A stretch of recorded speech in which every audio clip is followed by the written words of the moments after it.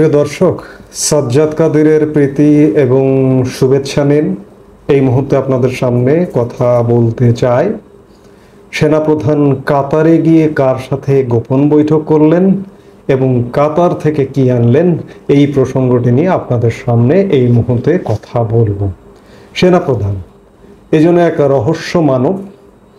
5 August পরবর্তী সময় থেকে সেনাপ্রধান কেন্দ্রিক নানা ঘটনা ঘটছে। বিশেষ করে বিগত সরকারের পতনের প্রধান ভূমিকায় বাংলাদেশ সেনাবাহিনী যদি ভূমিকা না রাখত, তাহলে অসম্ভব ছিল পুরোপুরি যে বিগত আওয়ামী লীগ সরকারের পতন ঘটানো। সেনাবাহিনীর ভূমিকায় এবং দেশি বিদেশি নানা ভূমিকার কারণে বিগত সরকারের পতন হয়েছে এবং সেনাবাহিনী তদারক করে একটি তদারকি সরকার বা অন্তর্বর্তীকালীন সরকার গঠন করে দিয়েছে। এই গঠন করে দেবার এই যে 9 মাস, আজকে যে মুহূর্তে কথা বলছি প্রায় 9 মাস পূরণ হতে যাচ্ছে। এই অবস্থায় সেনাবাহিনীর ভূমিকা নীরবই দেখা যায়। সেনাপ্রধান 5 আগস্ট সময়কালে বলেছিলেন আমি দায়িত্ব নিচ্ছি, কিন্তু তিনি যে দায়িত্ব নিয়েছেন সেই দায়িত্বটার চেয়ে বিগত আওয়ামী লীগ সরকারের সময়কালটা অনেক বেশি ভালো ছিল। সে সময় অনেক অনিয়ম দুঃশাসন ছিল, কিন্তু এখন যেটি হচ্ছে তার থেকে ভালো ছিল। বারবার বলি, শত শত বক্তব্যে এই কথাগুলো বলবো, কিন্তু তবুও বলবো ভালো ছিল। অর্থাৎ সেনাপ্রধান যে দায়িত্ব নিলেন, দায়িত্ব নিয়ে সেই দায়িত্বটা সঠিকভাবে পালন করলেন না বিধায় দেশের আজকে সব দিক দিয়ে অবস্থা খারাপ। এর মধ্যে মাঝে মাঝে সেনাপ্রধান দু একবার কখনো কখনো একটু ফুঁসে ওঠেন। গত ফেব্রুয়ারি মাসে একদিন এক বক্তব্যে 25 ফেব্রুয়ারি যে আপনারা নিজেদের মধ্যে হানাহানি বন্ধ করেন বলে এক বক্তব্য দিলেন, আবার সেনাপ্রধান ঘুমিয়ে গেছেন। মাঝখানে সেনাবাহিনী নিয়ে আবার উত্তেজনা হলো। ছাত্র সমন্বয়করা সেনাবাহিনী নিয়ে, সেনাপ্রধানকে নিয়ে উত্তেজনা করবার চেষ্টা করলেন। সেনাবাহিনী উত্তপ্ত হলো, সেনা কর্মকর্তারা উত্তপ্ত হলো। দফায় দফায় সেনাবাহিনী বৈঠক করে আবার ঠান্ডা, এখনো ঠান্ডা। সেনাপ্রধান চুপ, নীরব দর্শক। দেশ কোথায় যাচ্ছে যেন দেখবার কিছু নেই। যার কারণে আজকাল আমি সেনাবাহিনী নিয়ে কিংবা সেনাপ্রধান নিয়ে খুব একটা কথা বলি না, কিন্তু এই মুহূর্তে মনে হলো যে অনেকদিন সেনাপ্রধান নিয়ে কথা বলি না, তাই কথা বলা। সেনাপ্রধান বিদেশ সফরের মধ্যে আছেন, দেশে থাকছেন, নীরবে থাকছেন, বিদেশ সফরে যাচ্ছেন। এর মধ্যে গত 3 মে তিনি কাতার সফরে গিয়েছিলেন এবং ইতিমধ্যে আজ 5 মে, আজ সকালে তিনি দেশে ফিরে এসেছেন।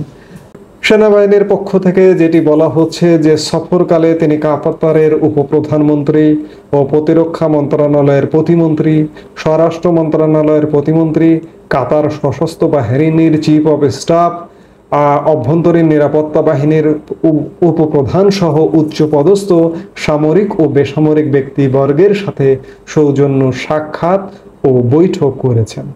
গত 3 মে সেনাবাহিনীর প্রধান ওয়াকারুজ্জামান কাতার অলিম্পিক কমিটির প্রেসিডেন্ট মান্যবর শেখ জোয়ান বিন হামান বিন খলিফা আল থানির সঙ্গে সাক্ষাৎ করেন। বৈঠকে তারা উভয় দেশের অলিম্পিক কমিটির স্বার্থ সংশ্লিষ্ট বিভিন্ন বিষয়, খেলাধুলা বিষয়ক প্রশিক্ষণ, দ্বিপাক্ষিক সম্পর্ক উন্নয়ন এবং বাংলাদেশ অলিম্পিক ভিলেজ নির্মাণের সম্ভাবনা নিয়ে আলোচনা করেন। এর কারণটা হচ্ছে সেনাপ্রধান অলিম্পিক ফেডারেশনের প্রেসিডেন্ট পদাধিকার বলে থাকেন। পরদিন 4 মে 2025 সেনাবাহিনী প্রধান কাতারের উপপ্রধানমন্ত্রী ও প্রতিরক্ষা প্রতিমন্ত্রী মান্যবর শেখ সৌদ বিন আব্দুর রহমান বিন হাসান বিন আলী আল থানি এবং স্বরাষ্ট্র প্রতিমন্ত্রী মান্যবর শেখ আব্দুল আজিজ বিন ফয়সাল বিন মোহাম্মদ আল থানির সঙ্গে পৃথক পৃথক সৌজন্য সাক্ষাৎ করেন। বৈঠক সমূহে সামরিক সহযোগিতা বৃদ্ধি, স্থানীয় প্রযুক্তি নির্ভর প্রতিরক্ষা শিল্পের সম্ভাবনা এবং দক্ষ জনশক্তি বিনিময় সহ বিবিধ বিষয়ে আলোচনা হয়। এছাড়াও সেনাবাহিনী প্রধান কাতার সশস্ত্র বাহিনীর chief of staff lieutenant general Jassim bin Mohammed bin Hamad Al মানায়ের সঙ্গে সাক্ষাৎ করেন। আলোচনাকালে দুই দেশের সশস্ত্র বাহিনীর মধ্যকার সম্পর্ক জোরদার, প্রশিক্ষণ সহায়তা, যৌথ প্রশিক্ষণ, প্রশিক্ষণার্থী বিনিময় এবং কাতারে অবসরপ্রাপ্ত সেনা সদস্যদের কর্মসংস্থানের বিষয়সমূহ গুরুত্ব পায়। উল্লেখ্য, সেনাবাহিনী প্রধান গত 3 মে 2025 তারিখে কাতার সফরে গমন করেন। আজকে তিনি দেশে ফিরেছেন। অর্থাৎ কাতারে তার ছিল এটি একটি রাষ্ট্রীয় সফর। দুদেশের স্বার্থ সংশ্লিষ্ট বিষয়ে অলিম্পিক কমিটি, ক্রীড়া সংক্রান্ত বিষয় এবং সামরিক শৃঙ্খলা সংক্রান্ত বিভিন্ন ব্যক্তিবর্গর সাথে সাক্ষাৎ করেছেন। প্রশ্ন হচ্ছে যে মাঝে মাঝে আমি দেখি না অন্যদের, কিন্তু মাঝে মাঝে কিছু গুজব রটানো হয় যে সেনাপ্রধানের সাথে নাকি কাতারে ভারতের জাতীয় নিরাপত্তা উপদেষ্টা অজিত দোভালের গোপন বৈঠক হয়েছে। আমি কাউন্টার দিতে চাই না, যে বা যারা বলছেন তারা তাদের মতো বলতে পারেন। আপনি বলবেন, ধরুন একটি গুজব ছড়াবেন বা একটি ভিত্তিহীন তথ্য দেবেন, কিন্তু দেবার আগে বা একটি গল্প বানাবেন। আমাদের এই প্ল্যাটফর্মটি হয়ে গেছে খানিকটা অনেক ক্ষেত্রে দেখি যে গল্প বানানো, গল্প দাদু, গল্প জাদুঘর হবার মতো একটা ঘটনা। এই মুহূর্তে অজিত দোভাল ভারত ত্যাগ করবে, এটি আপনি ভাবেন কিভাবে?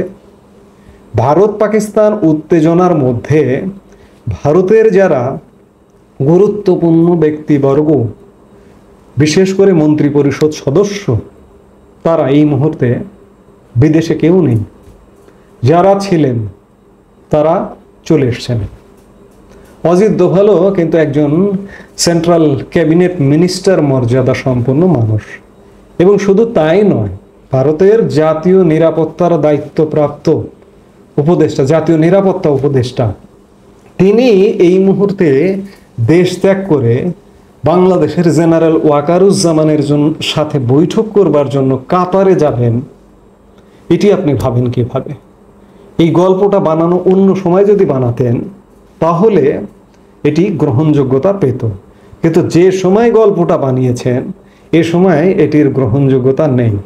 আর অজিত দোভাল সেনাপ্রধানের সাথে বৈঠক করতে কাতারে চলে যাবেন, এটি আসলে, এই ভাবনাটাকে আমি কি বলবো, কিছু বলতে চাই না। অর্থাৎ এ ধরনের কোনো বৈঠকের কোনো তথ্য উপাত্ত আমি কোথাও অন্তত পক্ষে খুঁজে পেলাম না বা খুঁজে পাইনি।